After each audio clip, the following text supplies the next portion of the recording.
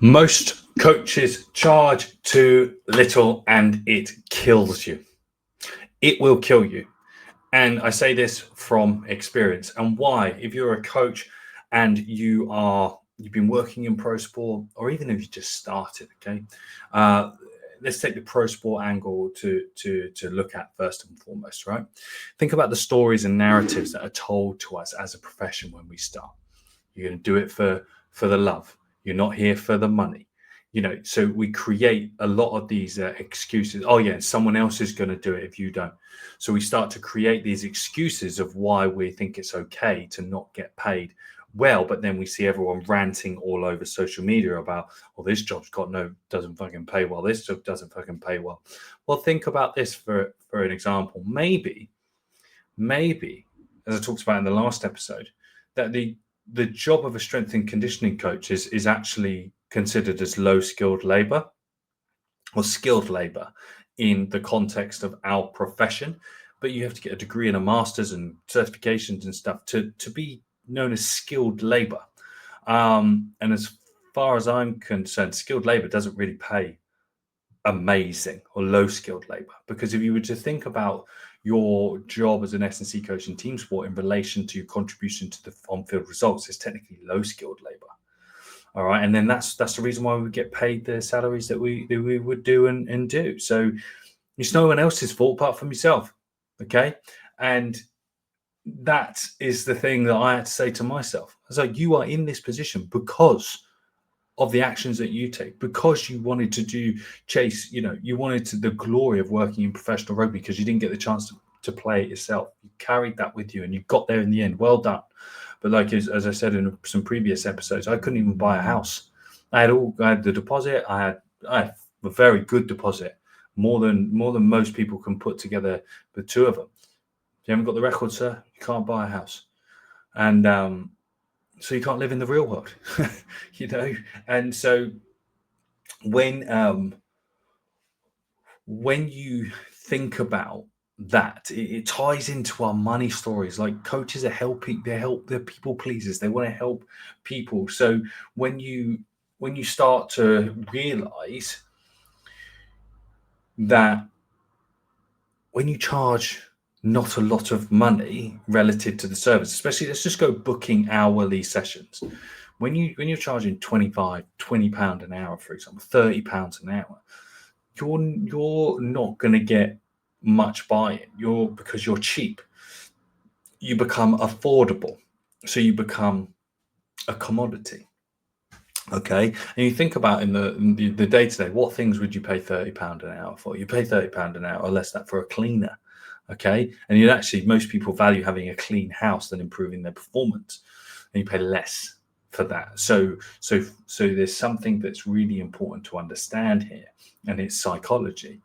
Okay, first of all, it's your own psychology of your own self-worth. Lots and lots of strength and conditioning coaches that I work with have really, really low points of value of themselves. They have low self-worth because they beg for jobs, beg for clients, beg for customers, beg for work, because of the thing that's been wrapped around, the narrative that's been wrapped around us. And you shouldn't do it. And I tell you now, do not do it. Stop doing it. And so you really have to think about psychology of spending. First of all, I want you to go and ask yourself the one question: how do I feel about money? How does money make me feel? How does not having money make me feel? Do I even understand what having money would make me feel like? How much money do I want to have? What was money like in my house when I grew up? What do my friends talk to me about money? How do they associate with money? And that's going to start to show you your value constructs around finances and money. Do you even look at your bank account? Okay. So what happened for me in this position was actually, it was kind of out of necessity. And there's certain things that you can charge certain things more for. I create information material. There's certain things that I can't charge hundreds of pounds for, but there's certain things that I can charge hundreds of pounds for, and I do appropriately. I think I'm very reasonable and fair in those things, because I believe in what's known as a customer journey and lifetime value. And hopefully you can think about the things that I do and go, yes, Sam really does do that for me, and he keeps our best interests at heart, and wants to help. And that's the position that I want you to hold. But if we're doing hour for hour, okay, if you go and look at it from this way, if you've got an undergrad degree, you've got a master's degree. So I was lucky; I needed to pay $6,000 a year, I think it was, for my undergrad.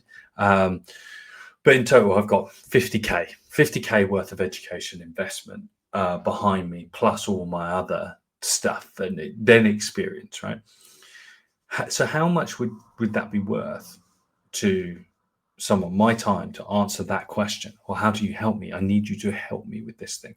It's a lot more than £30 an hour, because being able to turn the right screw at the right time for someone is more important than not knowing and figuring it out as you go. You can be surgical and deliberate, and you will have a very unique skill set in being able to do something really, really well. So you should lean on that as your skill. So long story short, I really started making adjustments to my pricing 2018 when I got let go from Ealing. And you know that story. If you don't, you'll hear it another time, because it's actually quite amusing. And I said, enough's enough. I'm tired of being a walkover. I'm tired of being pushed around by this insidious profession that we're in. And I started to do extra sessions with people, and even the players. And I started charging £80 to £90 per session straight off the bat. Where before, when I was working at 50 odd, which was pre-COVID, a lot's changed since COVID. You have to understand, like, right now, 2025, we're in a bit of a recession. So you have to understand those things. But yeah, and no one argued with it. They just did it. They just, yeah, sure, amazing, cool. And what happened when I started doing that? These clients, these people that I was working with, they would start coming to me rather than me going to them. Before, I would go, where's the best place for you to be? I'll come meet you, X, Y, Z. So I was be paying extra petrol, charging less, and they were late most of the time. They didn't take it seriously. So one thing that I want you to understand, the psychology of pricing, is that when you actually do up your price, you're going to get rid of these people of what we call headache money. They complain. They want to expect discounts. They charge you. They want to pay the least. They want the most. These guys and girls, they're headache money. They drive me fucking mad. These are the ones that I fire. I realize, oh God, you're a headache client. I should have charged you more. You're gone. See you later, because I don't need that noise. And so the psychology of pricing is trust, not about money. So if you say, oh, it's £20 a session, what you're saying to them is, you shouldn't trust me that much. Where the evolution of currency has been evolved in an exchange of value. So you'd always, even, it's in our DNA, it's not even a conscious thought, we will pay more for things that we trust. Okay, especially in service provisions. Why do you think consultants get paid the most in medicine, lawyers, solicitors? The reason why these people still make their $100,000 salaries, for example, although you can make $100,000 as an S&C coach, without a doubt, I've done it, by trust, by cementing trust into them. If you become a doctor, you're just a doctor, and everyone trusts a doctor because a doctor can do whatever. But you need to be a coach, S&C coach. You need to be trustworthy, and you do that with pricing. You do that in pricing. So the tip that I really want to give you today is stop charging by the hour.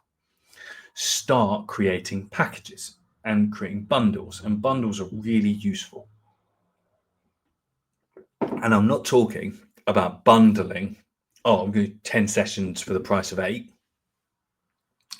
No, absolutely not. You can do 10 sessions. That 10 sessions would be £100 now, quite £1,000. Right. In that 10 1-hour sessions, £1,000. The bundle is, these 10 sessions have to be done in no more than 12 weeks. Okay, because you're going to give some leeway. That allows you to forecast your financial projection. So you have to put that in on the bundle. Otherwise, you do a block of 10, it'll take you 6 months. You're losing money.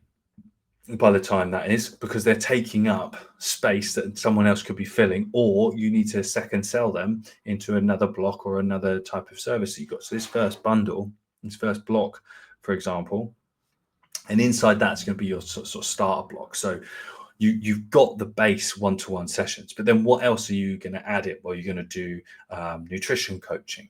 You're going to do lifestyle audits. You're going to do, if you've got experience in the sport, you could do video analysis of the sport in that bundle. Okay, so what that's doing is really enhancing the offer, and I encourage you to do like really low lift enhancements, maybe even have resources that you can add on top to create the bundle that you do once, but they keep giving value to people every time you get a new customer coming in. And that's going to really drive up the quality of service. It makes you feel more premium, makes you feel more deliberate and well-intended as well. So people will trust that more, rather than saying, here, yeah, 10 sessions, we're just going to go to the park and I'll see you there. Cheers, mate. Nice one. Thank you. There's no relationship, there's no trust, there's no credibility there.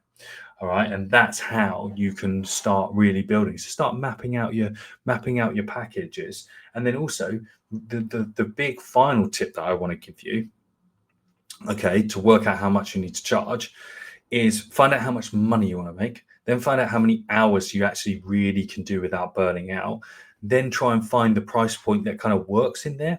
And if it doesn't completely work with under 16 rugby players, for example, then how many under 16 rugby players do you need to get, and how many local businessmen or women or whoever do you need to improve them for 5Ks or triathlons or whatever? You need to broaden out your service a little bit to offset the balance, and that way you'll start to really see the fruits of your labor, because diversification is key in this business.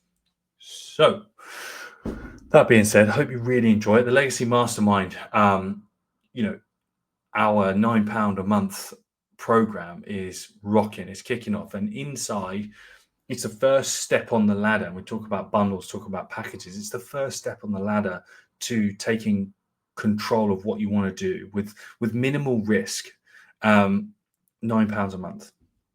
You're inside the WhatsApp group, but then inside the portal, there's not boring lectures. What there is templates, plug and play. You want to work out your bundle? It's in there. I show you literally how to do it. You just go on the street, you answer the questions, and it does it for you. Financial forecasters, all these things are inside there ready and waiting for you for £9 a month. I mean it when I say I'm really working hard to change the face of strength and conditioning, because 20 years ago, this access and this opportunity that you have did not exist then. And I really want you to capitalize on it. So keep listening, keep learning, keep pushing, keep growing. SNC Business Club, Sam Portland podcast. See you on the next one.